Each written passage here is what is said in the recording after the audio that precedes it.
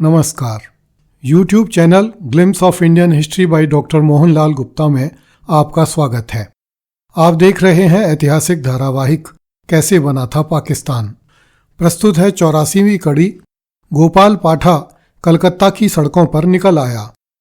मित्रों, इस धारावाहिक में दी जा रही जानकारी का उद्देश्य भारत की आज़ादी के समय घटित घटनाओं को प्रत्येक भारतीय तक पहुंचाना है, ताकि हमें अपने इतिहास की सही जानकारी रहे और उससे सबक लेकर हम अपने देश को फिर कभी भी हिंसा की उस ज्वाला में झुलसने से बचा सकें जिस ज्वाला ने 1946 से लेकर 1948 तक की अवधि में कम से कम 5 लाख भारतीयों की जान ले ली थी।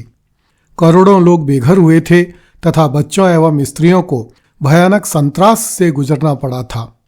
मित्रों, पिछली कुछ कड़ियों में हम चर्चा करते आ रहे हैं कि जब मुस्लिम लीग द्वारा कलकत्ता में सीधी कार्यवाही का आह्वान किया गया और बंगाल के मुख्यमंत्री सोहरावर्दी की पुलिस तथा बंगाल के अंग्रेजी गवर्नर सर फेडरिक बरोज की सेनाएं अपने बैरकों में छिपी बैठी रहीं और कलकत्ता की सड़कें निर्दोष नागरिकों की लाशों से पट गईं और उनके शवों को उठाने वाला कोई नहीं मिला, तो अंग्रेज सरकार ने इंसानी शवों को उठाने के लिए प्रत्येक सिपाही को 5 रुपये प्रति शव देने की घोषणा की। इस कड़ी में हम कलकत्ता के शेर के नाम से विख्यात गोपाल पाठा की चर्चा करेंगे, जो अंग्रेजी गवर्नर की मक्कारी, मुस्लिम लीगी मुख्यमंत्री की धूर्तता और हिंदुओं की भीरुता से खिन्न होकर अपने मित्रों और शिष्यों के साथ कलकत्ता की सड़कों पर हथियार लेकर निकल आया। उसने निश्चय किया कि वह अपने प्राणों की आहुति देकर भी हिंदुओं की रक्षा करेगा। गोपाल पाठा का वास्तविक नाम गोपाल चंद्र मुखोपाध्याय था। वह एक पहलवान था और सुबह शाम अपने अखाड़े में अपने शिष्यों के साथ दंड पेला करता था। जीवन यापन के लिए वह बकरे काटकर उनका मांस अर्थात मटन बेचा करता था। 1946 के डायरेक्ट एक्शन डे के 2 दिन बाद ही सही, यदि कोई हिंदू निर्भय होकर कलकत्ता की सड़कों पर निकल सका तो वह केवल गोपाल पाठा ही था। बंगला भाषा में पाठा बकरे को कहते हैं। गोपाल पाठा का जन्म 13 मई 1913 को कलकत्ता के बड़ा बाजार इलाके में एक हिंदू परिवार में हुआ था। गोपाल पाठा बंगाल के सुप्रसिद्ध क्रांतिकारियों नेताजी सुभाष चंद्र बोस और अनुकूल मुखर्जी से प्रभावित था। इसलिए उसने भारतीय जातीय वाहिनी के नाम से हिंदू लड़कों का एक संगठन खड़ा किया, जिसमें सैकड़ों हिंदू युवक स्वेच्छा से भर्ती होते थे।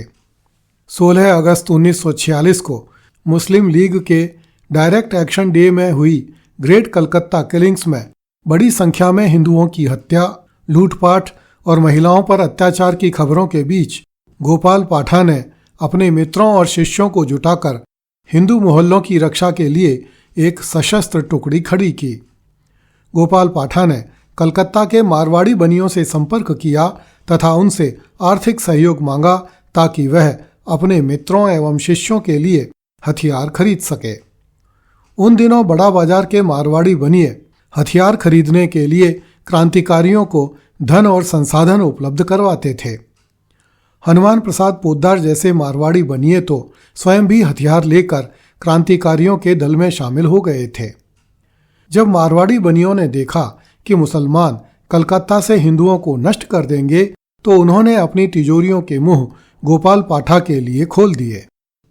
इस धन से गोपाल पाठा ने आनन फानन में अपने संगठन भारतीय जातीय वाहिनी के पहलवानों और आसपास के अखाड़ों के हिंदू लड़कों को एकजुट करके उन्हें लाठी, चाकू, बंदूकें, ग्रेनेड आदि दिलवाए।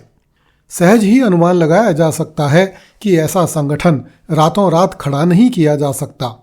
अवश्य ही कलकत्ता के हिंदू युवकों ने भीतर ही भीतर पहले से ऐसी तैयारी करके रखी होगी। गोपाल पाठा ने 18 अगस्त 1946 से कलकत्ता की सड़कों पर मोर्चा संभाला। गोपाल पाठा ने अपने साथियों को निर्देश दिया कि यदि एक हिंदू मारा जाए तो जवाब में 10 दंगाइयों को मारो। गोपाल पाठा का यह आह्वान कलकत्ता की सड़कों पर गूंजने लगा। गली मोहल्लों में भी लोग दंगाइयों के विरुद्ध संगठित होने लगे। गोपाल पाठा ने केवल स्थानीय गुंडों को ही नहीं, बल्कि हिंदू मजदूरों, पहलवानों और छात्रों को मिलाकर एक अनुशासित दस्ता तैयार किया था। उनके पास कुछ घोड़े और गाड़ियां भी थीं। उन साधनों का उपयोग भी दंगाई मुसलमानों के विरुद्ध किया गया। गोपाल पाठा के शिष्यों ने जन सामान्य के सहयोग से दंगाइयों को मौत के घाट उतारना आरंभ कर दिया। केवल 3 दिन की कार्यवाही में कलकत्ता में शक्ति संतुलन बदल गया और मुस्लिम लीग के गुंडे टांगों में पूंछ दबाकर भागने को विवश हो गए। गोपाल पाठा का प्रतिरोध इतना जबरदस्त था कि मुस्लिम लीग के नेताओं ने गोपाल पाठा से अपील की कि वह खून खराबा रोक दे, किंतु गोपाल पाठा ने उन्हें केवल इतना आश्वासन दिया कि यदि एक भी हिंदू का खून सड़क पर गिरा तो 10 दंगाइयों का खून सड़क पर बहकर रहेगा। अंग्रेजी पुलिस भी गोपाल पाठा का कुछ नहीं कर सकी। गोपाल पाठा की इस कार्रवाई का परिणाम यह हुआ कि कलकत्ता की सड़कों, गलियों एवं घरों में शांति छा गई। गोपाल पाठा के समर्थक हिंदुओं ने उसे कलकत्ता को पाकिस्तान बनने से बचाने वाला, कलकत्ता का शेर और हिंदुओं का रक्षक घोषित किया, क्योंकि गोपाल पाठा की आक्रामक रणनीति के कारण कई हिंदू बस्तियां बच सकीं और हजारों लोगों के जान माल की रक्षा हुई।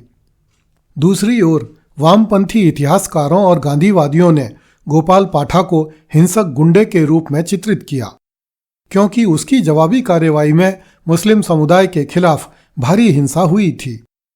सोहरावर्दी की पुलिस के रिकॉर्ड में गोपाल पाठा का नाम संगठित अपराधी, लुटेरा और अपहरणकर्ता के रूप में दर्ज हुआ। महात्मा के नाम से विख्यात हो चुके मोहनदास करमचंद गांधी ने 1947 के आरंभ में पहले से ही शांत हो चुके कलकत्ता में शांति स्थापित करने के लिए कलकत्ता का दौरा किया और लोगों से हथियार सहित आत्मसमर्पण करने को कहा। गांधी जी के चेले गोपाल पाठा के पास भी गए। गोपाल पाठा ने गांधी जी के चेलों से कहा कि मैंने हथियार महिलाओं की रक्षा के लिए उठाए थे। जब आप मुझे यह गारंटी नहीं दे सकते कि वे फिर से पीड़ित नहीं होंगी, तो मैं हथियार क्यों डालूं? हथियार डालना कायरता होगी। गोपाल पाठा का तर्क था कि जिन हथियारों ने उसके क्षेत्र की महिलाओं और लोगों की जान बचाई है, उन हथियारों को वह मरते दम तक नहीं छोड़ेगा। कलकत्ता के दंगे शांत हो जाने के बाद गोपाल पाठा ने नेशनल रिलीफ सेंटर फॉर डेस्टिट्यूट्स नामक एक धर्मार्थ संस्था स्थापित की। ईश्वर ने गोपाल पाठा को लंबी आयु प्रदान की और उसने 92 वर्ष की आयु में 10 फरवरी 2005 को वैकुंठ धाम की यात्रा की। अगली कड़ी में देखिए, लॉर्ड वेवेल समझ नहीं पाया कि कलकत्ता के दंगों में हिंदुओं का नुकसान अधिक हुआ था या मुसलमानों का। कृपया इस चैनल को सब्सक्राइब करें तथा वीडियो को लाइक एवं शेयर करें। धन्यवाद। जय हिंद।